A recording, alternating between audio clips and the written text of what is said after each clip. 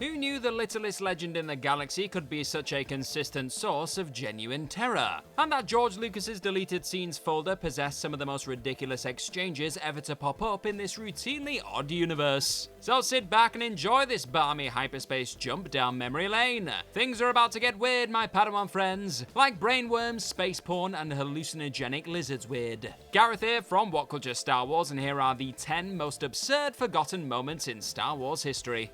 Number 10, the Decraniated Solo, a Star Wars story. You know that same bloke who had a problem with Luke Skywalker in Mos Eisley's cantina during A New Hope? Turns out that rather aggressive soul was also a bit of a creepy dude outside of that encounter too. Case in point, this fugitive surgeon by the name of Cornelius Everson was actually responsible for some of the most barbaric and disturbing acts ever committed in the galaxy far, far away.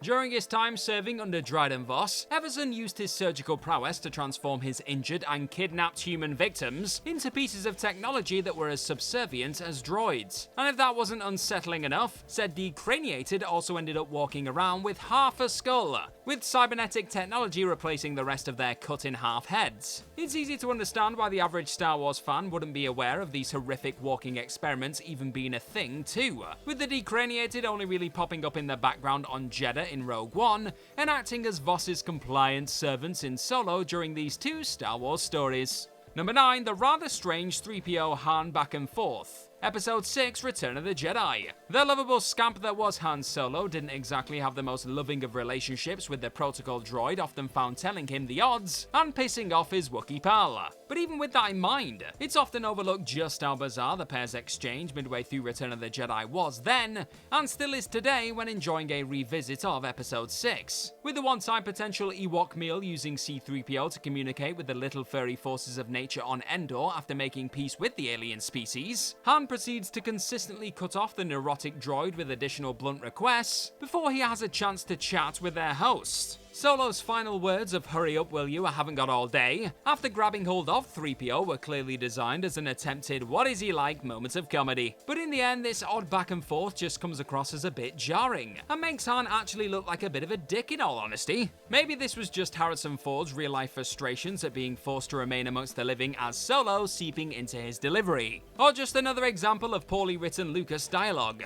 Either way, you've likely forgotten just how much this rather unfunny piece of droid bullying sticks out for all the wrong reasons. Do you think Han was a little harsh here, or did 3PO have it coming? Let me know in the comments down below, folks. Number 8, Grogu probably would have tried eating Frog Lady's newborn baby, the Mandalorian.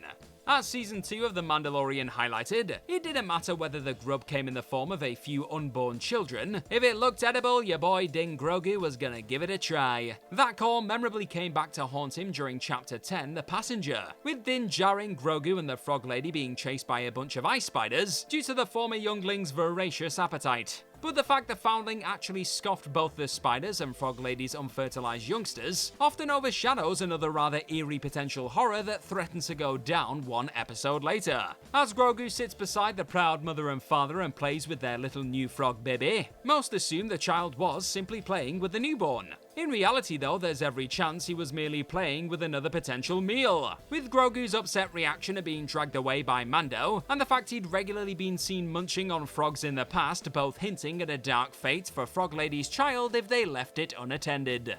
Number 7, Anakin buried his mom at the Lars family homestead, Episode 2, Attack of the Clones. In isolation, the fact Anakin Skywalker opted to bury his recently deceased mother at the Lars family homestead in Attack of the Clones isn't absurd at all, really. Why wouldn't the Chosen One opt to lay his slave mother to rest at the home she'd been living at in the days after finally being freed by eventual husband Clea Glaz? What is a little odd though is the fact that Shmi's gravestone is seemingly nowhere to be seen by the time A New Hope goes down 2 decades or so later. When you really dig into this often forgotten detail, it does become that little bit more strange to think that Anakin's son actually spent a great deal of his life being raised above the remains of his fallen grandmother, without likely being aware she was even buried close by beneath the sands of Tatooine.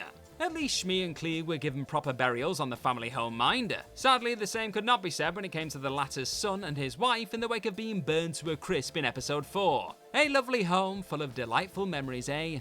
Number 6, Boba's Weird Lizard Moment, The Book of Boba Fett. Heading into Disney Plus's Boba Fett starring Mandalorian spin-off series, most fans were readying themselves for everything from a long-awaited canon explanation as to how the titular bounty hunter survived his Sarlacc pit fate, to how the Beskar-sporting badass would go about running Mos Espa. What they were not prepared for, however, was an hallucinogenic lizard diving up the central figure's nostril, though it would have probably been weirder if they had been. Still, watching Fett suddenly be thrown into a vision quest on the back of this gift from the Tuskens darting into his head is up there as one of the most absurd and easily forgotten occurrences ever to have gone down in the live-action TV corner of the Star Wars universe. Cue flashbacks to those rainy childhood days on Kamino, wriggling around within a Sarlacc, and Boba eventually returning from his wacky dream with a branch from a dying tree that would ultimately be used to create his own Gaddafi stick. And it all started with a little alien reptile literally and bizarrely jumping at the chance to enter the mind of the son of Jango. Number 5, Chewie's dad watches space porn, Star Wars Holiday Special. Somehow the visual of the late Carrie Fisher singing a strange Life Day song, and Galaxy Far Far Away TV chef Gormanda showing a Wookiee how to prepare bantha rump, are not the most absurd things to go down in the consistently balmy Star Wars Holiday Special. That unwanted accolade goes to Chewbacca's father Itchy's deeply uncomfortable moment with the late Diane Carroll via VR headset. On the back of being given his mind evaporator gift, which can only be described as wow by creepy trader Sam Dan, the Wookiee proceeds to lick his lips at the sight of Carol's mamea telling him the pair are about to have a good time. Things only get weirder and more disturbing from there on out, of course, with Itchy opting to rewind the mamea words he seems to particularly enjoy, and Carol then unleashing a never-ending song for his pleasure. Wow is certainly one way to describe Itchy's Life Day gift. Surreal space porn is merely another. Number 4, Admiral Akbar's sudden death is instantly forgotten, Episode 8, The Last Jedi.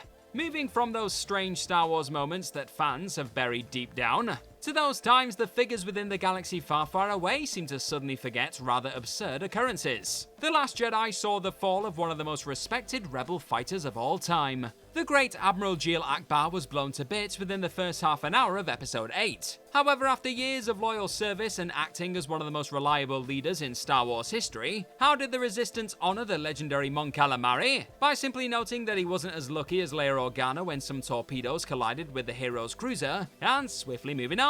From there on out, Akbar's ludicrously sudden demise is all but forgotten in the aftermath, as the Resistance spend about 2 seconds mourning their fallen ally, before getting on with their lives and never mentioning the war veteran again.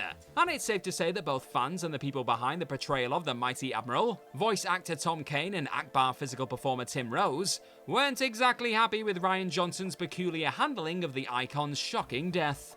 Number 3, Anakin wrestled Greedo in a deleted scene, Episode 1, The Phantom Menace.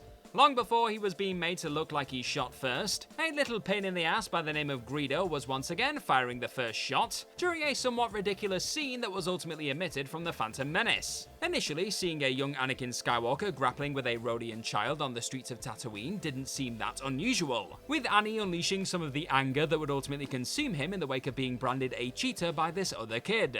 However, on the back of Qui-Gon's attempts to teach the Chosen One the value in simply tolerating someone's opinion, the scene is brought to an end with the reveal that this wasn't just any Rhodian scamp. It was that dastardly Greedo all along. And if the fact that this original trilogy villain actually had a scuffle with the future Darth Vader all those years ago wasn't absurd enough for you, this often forgotten deleted moment also came equipped with an hilariously ominous line from his fellow Rhodian mate Wald, warning the alien that if he wasn't careful he was likely going to come to a bad end.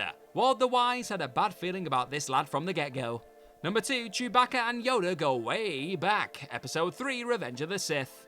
It is easy to forget that one of the most unexpected alliances in Star Wars history was actually brought to life in Revenge of the Sith. Despite spending a decent amount of time alongside the mighty Master Yoda on his homeworld of Kashyyyk during Episode 3 though, Chewbacca doesn't actually once mention the fact he stood alongside the Jedi during the Clone Wars at any point in the original trilogy. Perhaps Yoda told the Mountain of Fur to keep their history as mates a secret in order to ensure his safety. But it's still rather peculiar to think that Chewie actually interacted with Luke Skywalker's eventual master, and even helped him escape the clones, decades before the farm boy ever went to Dagobah, and simply kept that information to himself forevermore. Hell, even his best mate Han Solo was convinced the Jedi were little more than a hokey religion, and didn't exactly believe in the Force, which makes Chewie's deafening silence on the matter even more odd when looking back on that bout of lightsaber practice on the Millennium Falcon in Episode 4.